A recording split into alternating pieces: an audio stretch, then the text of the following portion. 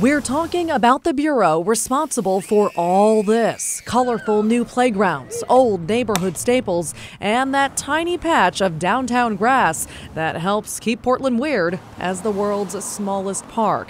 But now Portland Parks and Rec is in big trouble, and the city commissioner in charge faces tough decisions. I take no delight in having to map out a parade of options.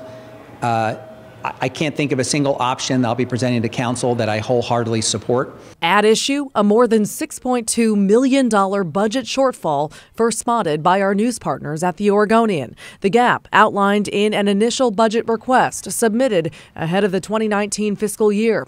Over the next few months, Fish, who just took over the Parks Bureau last year, will have to figure out what and who to cut, meaning employees, programs, and facilities could all be on the chopping block. We have to apply an equity lens. We have to make sure that as we're cutting a service, we're not depriving people, let's say in East Portland, of the services that they deserve. So it's a complicated undertaking.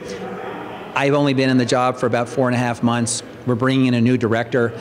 I think the benefits you get from new leadership is a fresh perspective. That new director is Adina Long. She comes from New York City Parks and Rec, where she most recently served as a deputy commissioner. She'll start later this month as cuts take shape.